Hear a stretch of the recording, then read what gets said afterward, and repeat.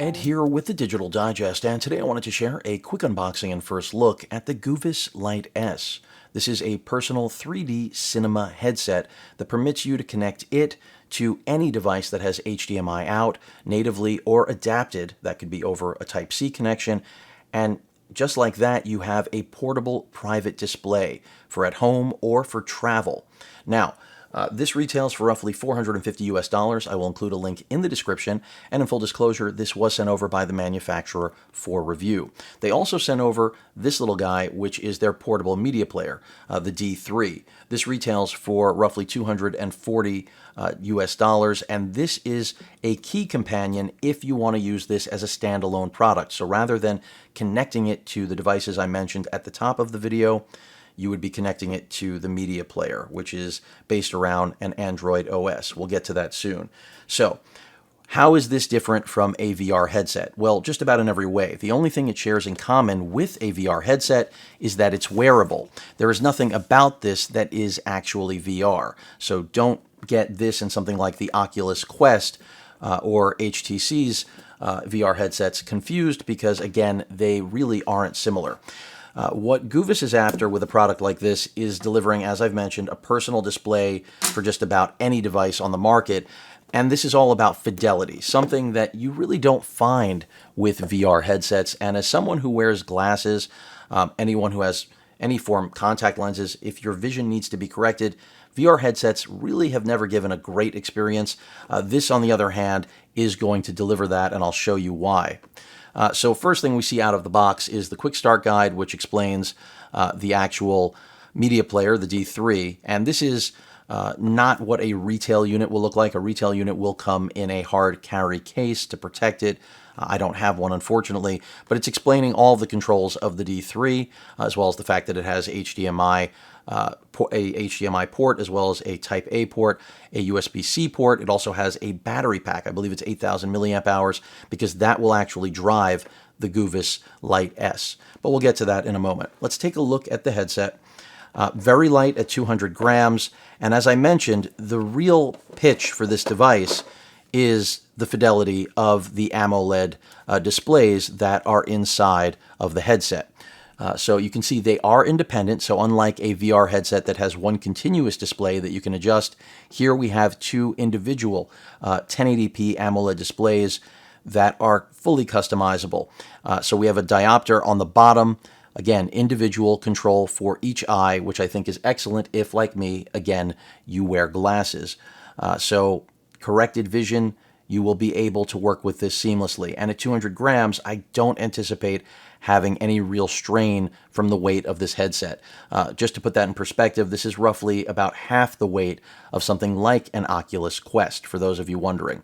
We have a brightness control. We have a dedicated button for switching between 3D and 2D content, because remember, even though this is not VR, it does support 3D video. And a little bit of a pad here, not a little bit, for resting against your forehead.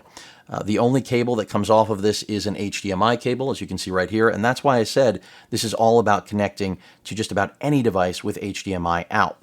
A 3.5 millimeter headphone jack right there, because this does not have any way to deliver audio, so you will want to use your own headset. We're talking about either earbuds or, of course, over-the-ear headphones. And that's pretty much it. Also, I didn't mention ventilation here for any heat dissipation. So let's go ahead and take a look at what else is in this box.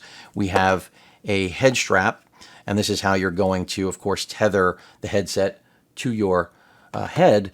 That's going to loop through these two portions right here on the headrest. And then last but not least, they've included an HDMI female connector with a male connector and a Type-A connector. Now, if you're wondering why, it's really simple. With this, this is in the event you're not going to use something like the D3, you're going to use this, with a PC, like I mentioned, anything to that effect, power delivery and video signal. And this just gives you a little bit more room, since there is some length on this cable as well, which is definitely necessary for any headset, whether we're talking about personal cinema or VR. So good that they included this. You're likely going to need it. And then last but not least, we have some instructions here, the quick start guide, and then a microfiber cloth just to clean it, because you are going to want to clean those lenses. They're going to get dirty inevitably. Also, they are incredibly light sensitive, so that's another thing to be aware of. But let's go ahead and take a look, since there's nothing else in this box, at the media player. Now, as I open this, I do want to talk about the specifications on those dual AMOLED displays. I believe they're both a 1/2 inch, but the real bragging right isn't just the half, that they're full HD AMOLED, it's their pixel density. So to give you an idea, we're talking about 53 pixels per degree of viewing area on the headset, and the actual PPI is over 4,000. It is actually 4,523. Very little distortion. That's another thing that Goofus likes to point out, because, with other devices, again, VR headsets, distortion is a really common thing. And that's always been a gripe of mine with VR, is that, while it's cool and it definitely is an experience, the distortion, the inability to really use glasses comfortably, those are all things that definitely put a damper on usability. So just something to be aware of in terms of how the Goovis Lite separates itself. Now, Goovis has a lot of different models. Be aware of that. This is their latest and most affordable. So I think this is really their big push. They did have, I believe, an Indiegogo or a Kickstarter for this device, and that's because, again, it's their most affordable and, from what I can see, most capable headset to date. They have more expensive versions that have a few features going for it beyond this. For example, the display has a simulated 600-inch, overall screen size. We'll see what that actually looks like when I use it. I think some of the other ones, like the Goovis Pro, gets up to 800 inches. So just something to be aware of with the Lite. The contrast ratio on it, 2 million to 1. So really the pitch here is that if you're using it with something like a PC and you're going to see text, it's going to be legible. It's going to be clear enough to read. That's why, from a productivity standpoint, this could be a great option, not just content consumption. Now, the D3, as I mentioned, is aimed at really being your all-in-one, so that you don't need to, connect this to a device in order to give it a capability. This is the only device you would need. So as I mentioned, we have a built-in battery pack. The LEDs right here, the 4 of them, will give you the actual battery level.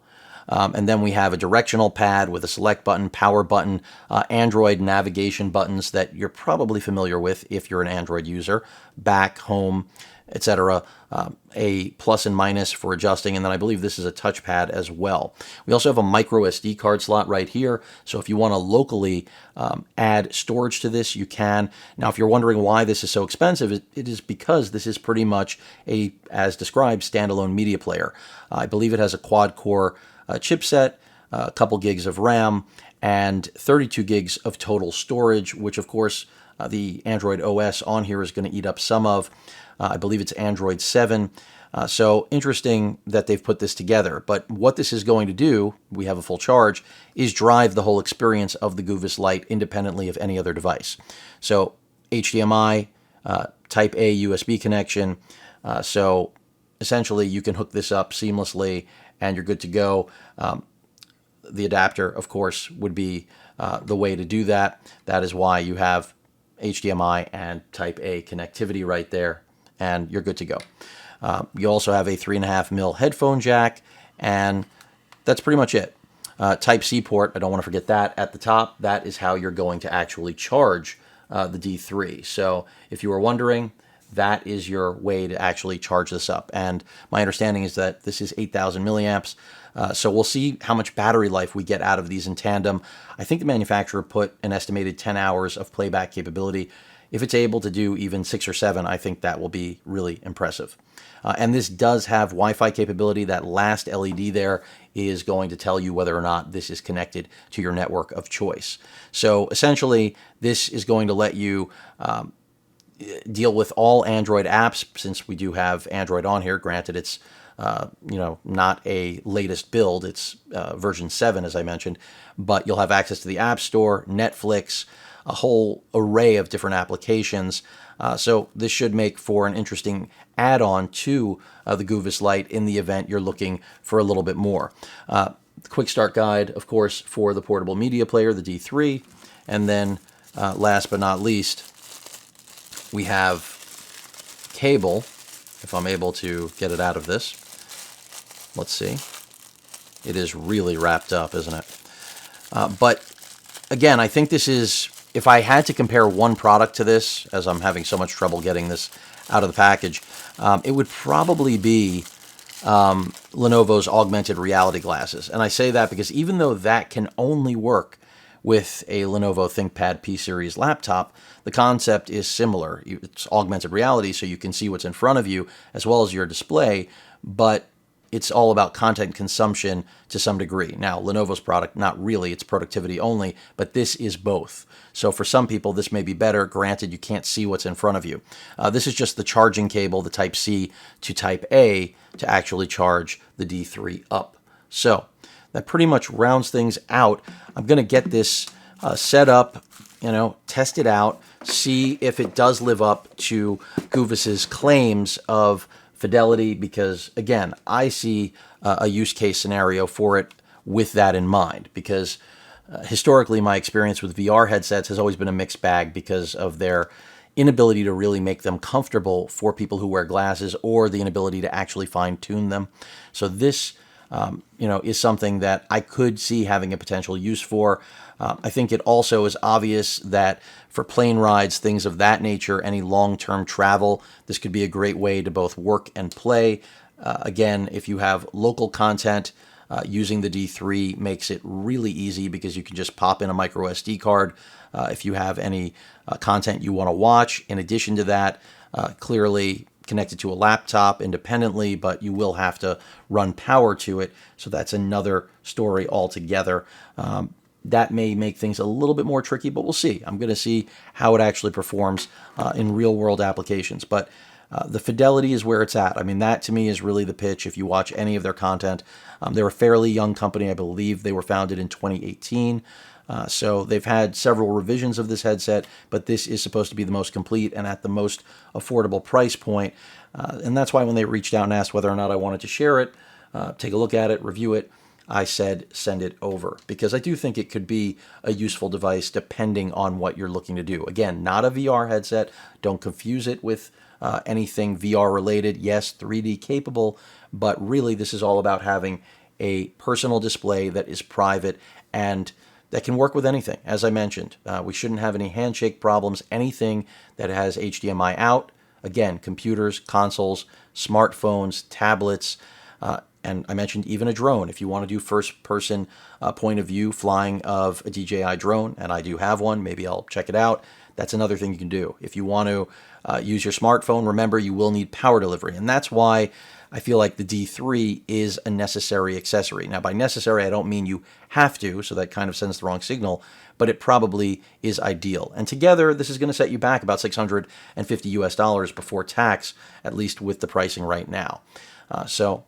It is definitely an interesting product. I remember the days, of the Sony personal theater headsets, and those devices really couldn't do what the Goovis Lite is capable of. So I think between pricing and capability, this may end up being a solid product that I think a lot of people could have interest in, as opposed to general VR, especially, again, if like me, you wear glasses.